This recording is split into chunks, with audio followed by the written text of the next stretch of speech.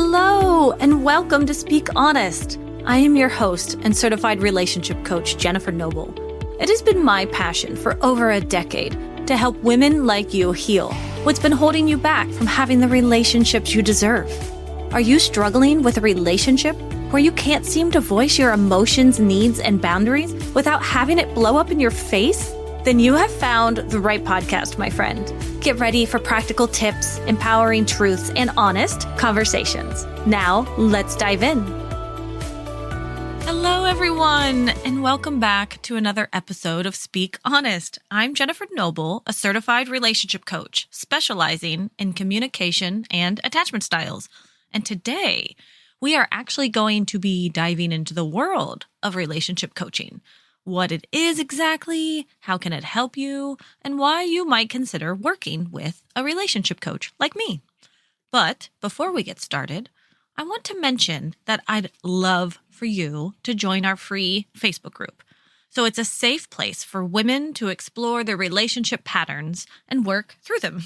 You'll get one-on-one help from me as well as community support. So you can actually find the link to the Facebook group in the show notes, or simply search for Speak Honest on Facebook and the group should pop up. But if you need any help, just reach out, let me know, and I'll help you find it. And once you click join, you'll have to answer a few questions just so I know that you're human and I have an idea of what you want out of the group, and then I'll get you approved. It's as easy as that. Now, with all of that said, I would love to jump into what exactly is a relationship coach and how can they help you achieve fulfilling relationships. Okay, great. So what exactly is a relationship coach? Well, technically speaking, anyone can call themselves a coach.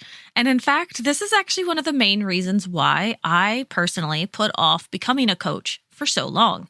In fact, I want to be really honest and say that I used to think all life coaches were honestly frauds.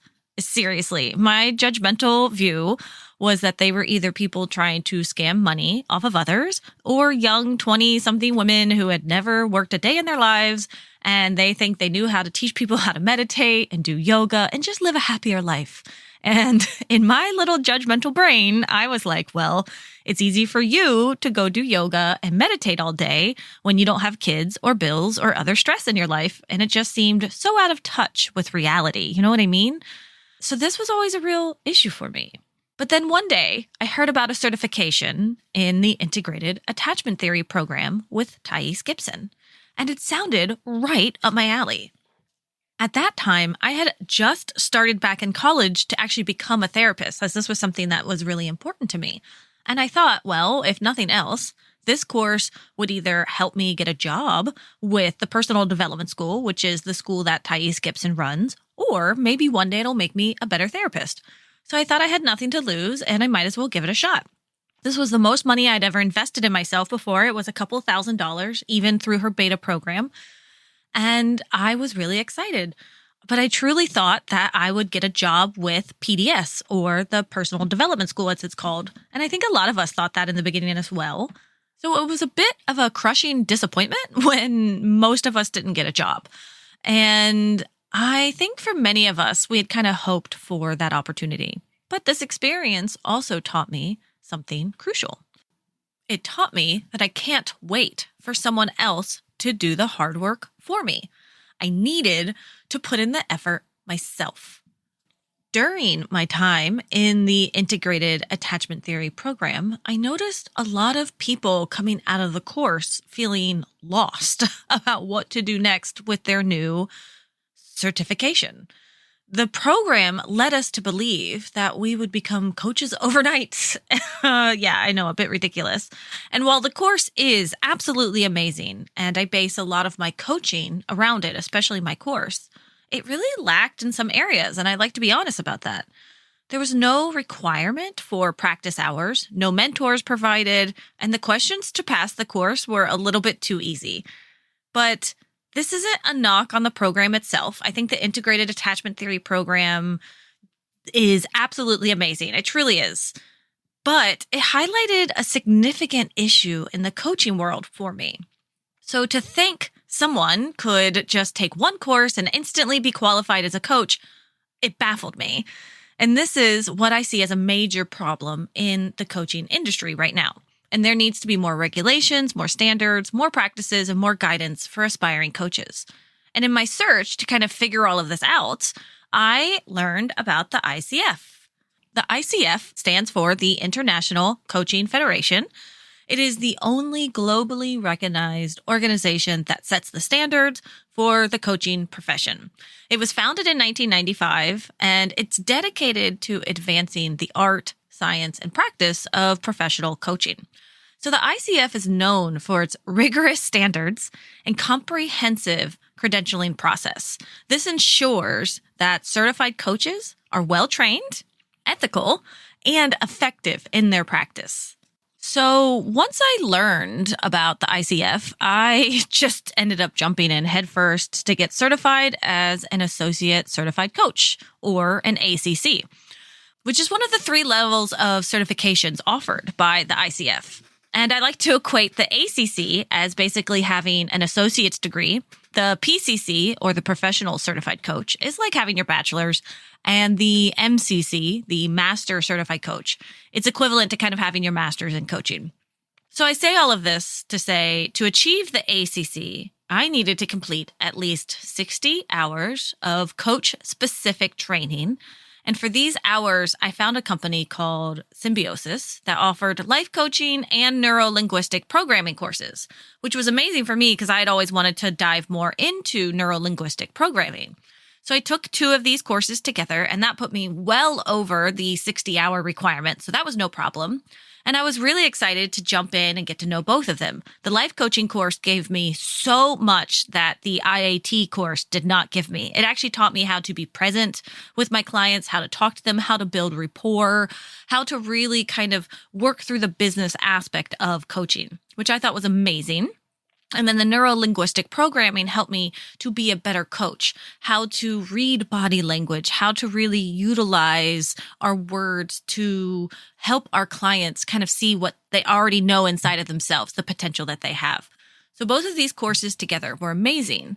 But in addition to the classes, we also need to have 100 practice hours in order to achieve the ACC. And 75 of these hours actually have to be paid, or thankfully they allow them to be bartered, which means you can coach someone and then someone else coaches you.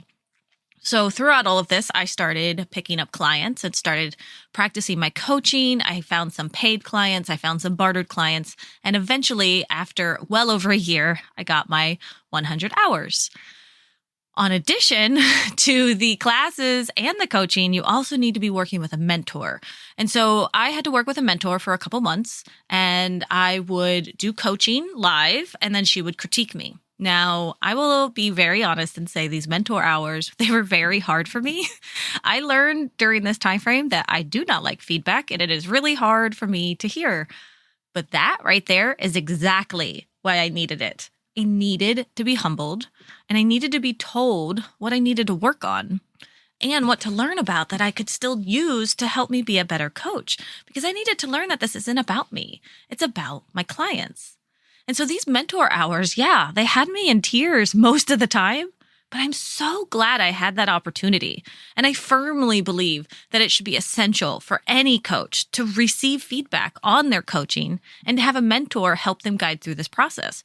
Which is why I love the ICF, because they really pack this all in to their program and say, this is what you need to have in order to be certified through us. So once I got my classes in, I got my coaching hours, and I did my mentor hours, I was finally able to apply to take the ACC exam. So yeah, even after all of that, there's still an exam we have to take. And oh my gosh, they are not playing with this exam.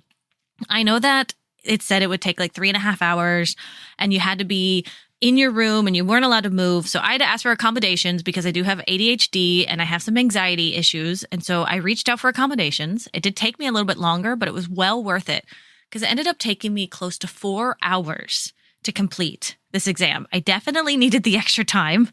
And I will be really honest with you, I just barely passed. We're talking, you needed a bare minimum score to pass. I got that score.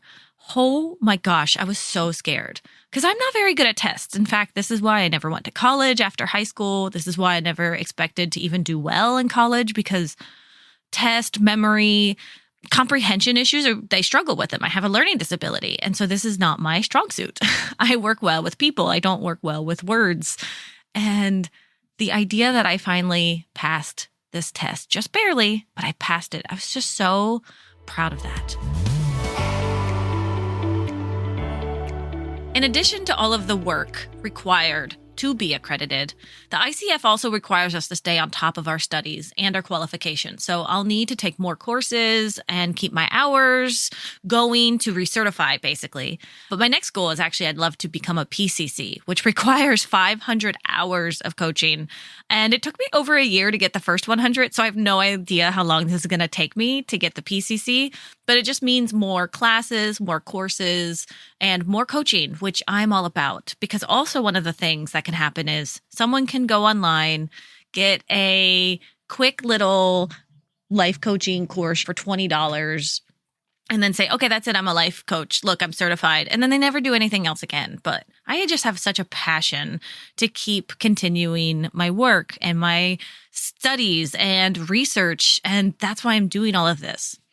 And so I say all of this to say it's important to me. It's important because I want you all to know that relationship coaches are specifically not therapists. And it's really important to remember that. And it's important that we're honest about this.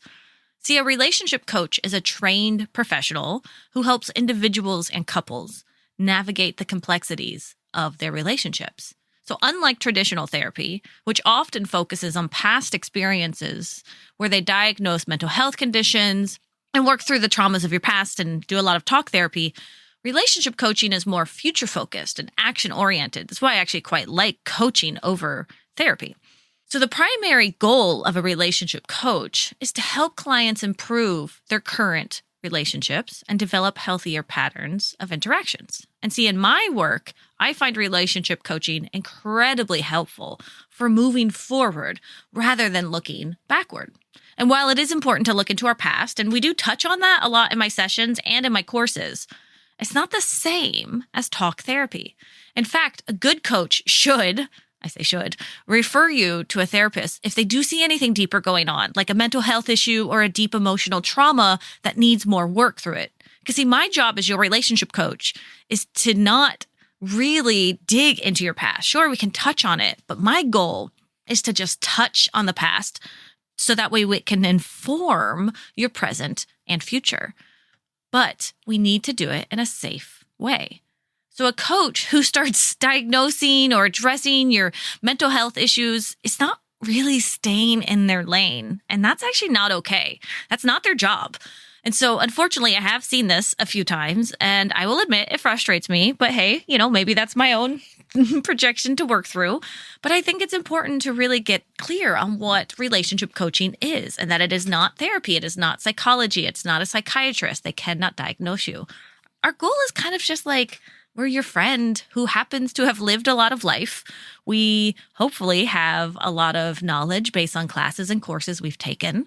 And we can help you kind of identify patterns in your life that you're dealing with in order to help you better your relationships. So what can you work through when you're working with a relationship coach? Well, each coach is going to have their own specialties. And so, for example, some coaches will work with couples. I don't really work with couples. I don't usually work with men that often either. I do have some men clients, but it's very rare and few and far between. It's mainly because I just connect and really relate to women and what they've been through because, I am a woman and I've been through it. And that's the same as well with mainly straight women. I don't talk to very many gay women because it's just not my specialty. But I know where I can refer you out to for other coaches that would work really, really well for that. And as always, if you do vibe well with me, I will work with anyone. But I like to know where my lane is, and I like to really be understanding that there's only so many people each of us can help. And there's so many coaches out there. So if you don't work well with me, if you're out there and you're like, oh, I really want to work with Jen, but either she doesn't do this thing that I really love, or she doesn't really understand what I've been going through because, I'm a queer woman and I'm a woman of color and Jen just would never understand. You know what? Yeah, I'm with you on that. I don't understand and I cannot get you. Can I help you? Sure. But I will never understand what you're going through. And that's why it's important for you to find a coach or a therapist or anyone that works well with you. So if you were working with me though, what I love focusing on is communication. That's one of my really big things. I love enhancing communication. I love figuring out a way for you to express yourself in a way that allows you to be heard. That's one of the biggest things.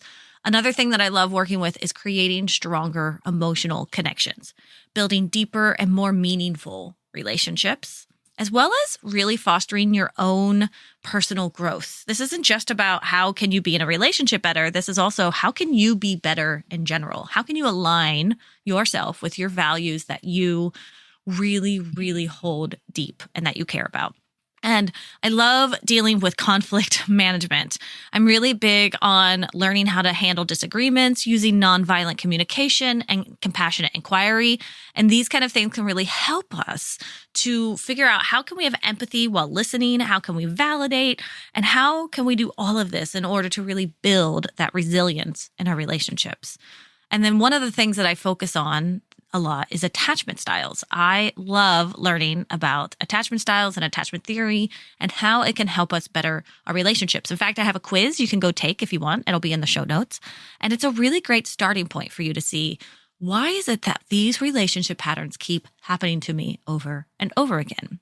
And so we'll approach all of these areas through the lens of the nonviolent communication, the attachment theory, the compassion inquiry, the neuro-linguistic programming, or anything else really that I start doing more work on. In fact, after my compassion inquiry course with Gabor Mate, I'd really like to take a somatic experiencing course to bring that into my practices next, as well as be more trauma informed. But these are just all of the courses that I get to experience later on in my coaching. And for right now, what I am trained in is the integrated attachment theory, the compassion inquiry, the neuro-linguistic, and the relationship and life coaching. It is my personal belief that the answers are inside of each one of us. It's not my job to fix you. It shouldn't be anyone's job, like as a coach or therapist or even as your friend, to fix you or to heal you or to make you better in any way or to change you. My role as your relationship coach is to just be a vessel. It's about reflecting back the patterns I notice within you and then bringing them to light so you can decide what you want to work on next. Relationship coaching can be an amazing tool to help you achieve what you deserve in life, which is a healthy, secure, and fulfilling relationship. One big issue I still have with coaching, and the reason I'm working towards becoming a therapist still, to be honest, is that, the money thing. Insurance does not typically ever cover coaching, which honestly just really sucks. I'll be really honest about that. And while I believe I'm very, very capable right now of helping tons of people and getting them the relationships that they deserve, I also understand that becoming a therapist would allow me to help even more people because therapy would allow me to work with insurances. So right now I can't do that. Right now it's not as accessible or affordable. And so I will always understand if you cannot afford working with me. I always understand that. Work towards finding what works for you. Find the therapist that your insurance covers. Find a brand new coach who is taking on practice clients. I did that for a long time. I helped tons of women when I was in my practice hours, being able to help them. Am I much better now as a coach? Sure, but that doesn't mean they still didn't get a lot of help. So you have to find what works for you. So until I become a therapist, which let's be real, is still probably in 10 years with how long it's taking me to get through school. But until then, I do need to charge for my coaching services, but I strive to make them as accessible as possible. I offer scholarships. I run free group chats whenever I can on Zoom, and we have community coffee chats or webinars. And I provide smaller monthly pricing options on my Patreon for those who need help, but they can't really commit to a full hour-long session. So my goal with Speak Honest is to find that balance between making a living and putting food on the table, but also giving back to the community and helping as many people as I can.